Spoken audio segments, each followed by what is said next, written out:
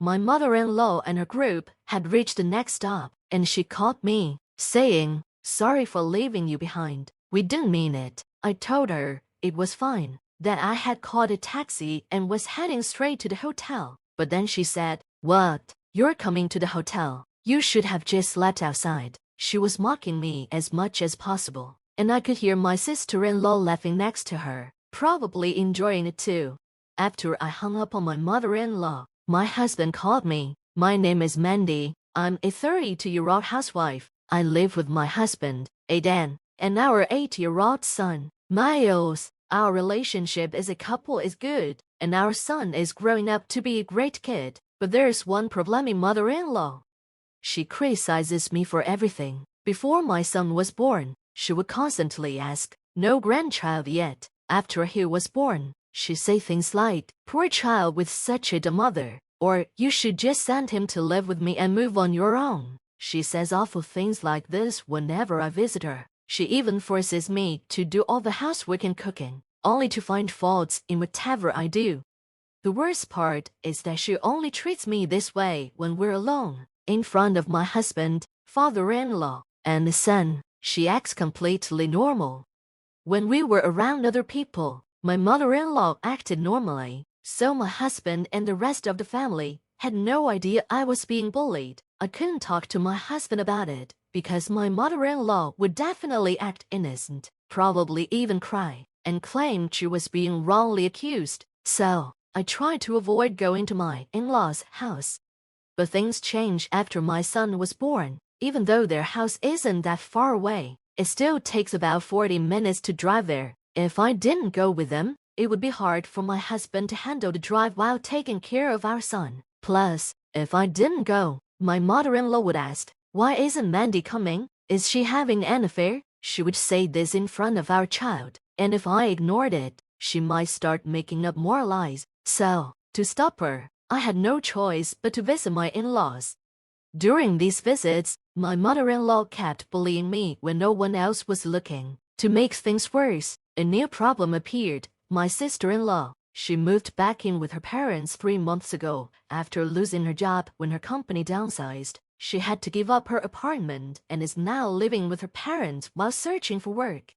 My sister-in-law is just like my mother-in-law and joins in the bullying. When the two of them are together, everything gets twisted. What's right becomes wrong, and what's wrong becomes right. It's like common sense doesn't exist. Amidst all of this, my sister-in-law suggested that we all go on a trip during Golden Week. My mother-in-law loved the idea and agreed enthusiastically. I had a bad feeling as something would definitely go wrong on the trip, so I tried to get out of it. I told them Aiden will be tired from a business trip, so I don't think it's a good idea. But my sister-in-law and the others wouldn't listen. They said, "Well then, let's just go somewhere close by. We have lots of brochures. If we're tired, we can't just relax in a hot spring." I asked, "But isn't driving tiring?" My sister-in-law replied, "It's fine. Mom and I would take care of the driving." "Miles, don't you want to go to an amusement park?" My mother-in-law asked. "Yes, I want to go," he replied excitedly. Hearing this, I had no choice but to give in since my husband and father-in-law didn't say anything to object. Later, while I was washing dishes in the kitchen, my mother-in-law and sister-in-law came over. "Mandy, what was that earlier? You're always trying to ruin the fun of a family trip," they said. I couldn't hold back my feelings anymore and responded, "I just can't trust you two, who are always picking on me, to plan a family trip without any hidden agenda." They both snickered. "Oh my, what an awful accusation. Maybe you're just being paranoid," my mother-in-law said. I replied, "No, just annoyed. If that's the case, I'll skip the trip and go back to my parents' home." But they weren't going to let me off that easily. "What? You're planning to leave your son for us to take care of? How irresponsible of you as a mother. Do you know what will happen if you do that?" My sister-in-law threatened. "Have you forgotten I can't make sure your brother never gets promoted?" she added, referring to her relationship with an executive at my brother's company. "This is why I can't stand up to them directly. She could ruin my brother's career if I made her mad." So I gave in and agreed to go on the trip. They both smiled smugly as I gave up. How cruel could they be? Finally, the day of the trip arrived. We planned to visit an amusement park and then stay at a fancy hot spring. I had a feeling the amusement park was just a trick to get my son excited. My father-in-law started driving, even though my sister-in-law had said she would. But I didn't say anything, since my mother-in-law and sister-in-law don't pick on me in front of him. So the trip was peaceful for now.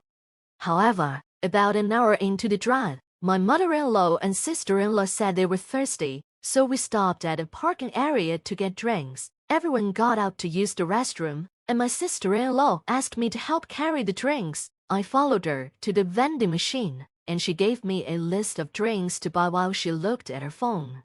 After I finished buying the drinks, she said, "Okay, carry all of these back," and hurried off to the car, leaving me standing there with way too many drinks to carry by myself. I was shocked, but I quickly tried to gather them all, even though it was too much.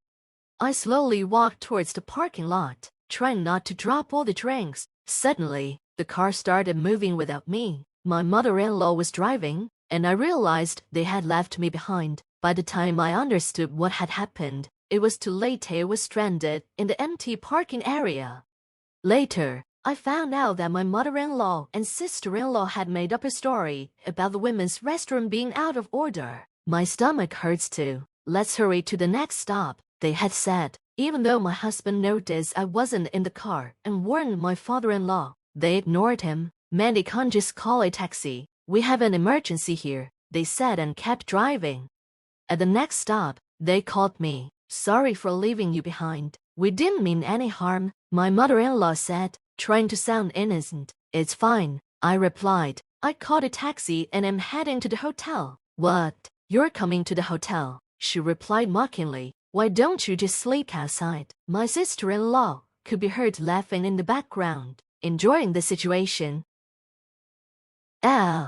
After I hung up, my husband called. He was with our son and father-in-law, buying ice cream. He asked how I was doing, and then made a surprising statement. "We're going to the amusement park now, so when you get to the hotel, change the room to just one for Dad." I was confused. "What?" I asked. My husband explained. "Miles told me that Grandma and Ann have been bullying you. I talked to Dad about it, and we agreed to punish them if they did anything again. So, that's what we're doing now. I'm really sorry for not noticing sooner." I was relieved and told him, "It's okay."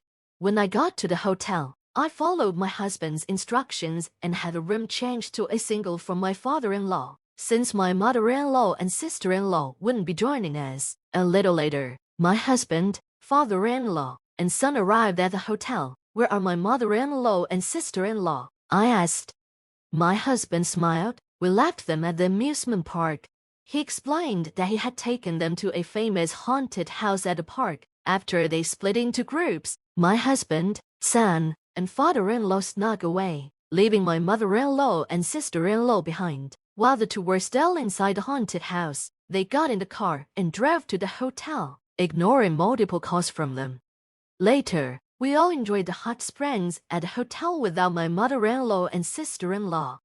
We were able to enjoy a very quiet and peaceful time, and soon it was time for dinner. As expected from a high-class inn, the food was incredibly fancy and luxurious. Just as we started eating, we heard some loud voices coming from the entrance. Judging by the high-pitched shouting, I knew it was my mother-in-law and sister-in-law.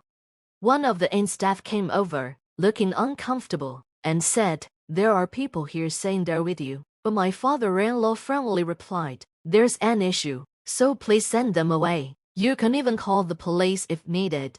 The staff had no choice but to throw them out. They tried to rent another room at the inn, but because of the holiday season, everything was fully booked. All the nearby hotels and inns were also full, so they had no choice but to stay at a rundown, nearly out of business inn. The tatami mats were filthy, the sliding doors didn't close properly, and there was even a huge spider in the corner of the ceiling. The place creaked all night, and neither of them could sleep at all. My mother-in-law and sister-in-law, who thought they had outsmarted me, ended up getting the worst treatment. It served them right. We continued to enjoy our fancy dinner in peace without any more interruptions. After the trip, things took an even bigger turn. My father-in-law presented my mother-in-law with divorce papers and kicked my sister-in-law out of the house. Furious, they showed up at our home when my husband wasn't there. I didn't want to let them in, so I opened the door with the chain still on. My sister-in-law, looking furious, threatened me, "Give us this house. If you don't, I'll ruin your brother's life." But their threats didn't work on me anymore because I knew the truth. So, I calmly said, "I heard that Mr. Smith, my brother's boss, isn't actually dating you, is he?" She frowned. "What?"